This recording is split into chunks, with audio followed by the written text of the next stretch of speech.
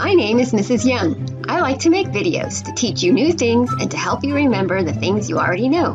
I'm glad you're here today. Hi guys, how's everybody doing today? I hope you're all doing great. Today is Tuesday, November 26th in the year 2024. So if we look at our calendar, we are on Tuesday, November 26th in the year 2024. We have finished 1, 2, 3 full weeks of November, and we are on the very last week of November. And we have a big holiday coming up on Thursday, and that is Thanksgiving. And then we have 2 more days of November, and it will be time to flip the page of our calendar to the last month of the year, which is going to be December. And we will talk about that next week. All right, guys. Well, for today's lesson, I couldn't decide what to do. I thought about doing a lesson on the Mayflower, on the Pilgrims, because Thanksgiving is coming up. But then I thought about doing a lesson about England, because that is where the Pilgrims came from. So today, we're going to talk a little bit about the Pilgrims and how they got here, and then we're going to explore the country of England, which is where the Pilgrims came from. So guys, the Pilgrims sailed from England on a ship called the Mayflower, and they landed at Plymouth Rock, which is what is now the area where Massachusetts is. And they landed there in November of 1620, which was over 400 years ago. Very long time. Now, when they got here, the winter was very, very cold, and so half of them, unfortunately, didn't survive the cold winter. But the other half of the Pilgrims that came from England did survive, and they settled in a colony. The Native Americans were already settled in that area of North America, and they befriended the Pilgrims, and the Native Americans helped the Pilgrims learn how to grow food. So after all of their crops had a chance to grow, about a year later, in 1621, they had a big feast.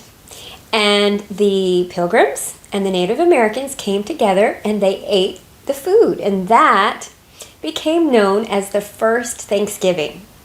Now, it was a way to celebrate the harvest together. But back then, they ate things a little bit differently. Some things they ate the same, some things they ate a little bit different. So, they did have turkey. They had a lot of vegetables, like squash and beans and corn.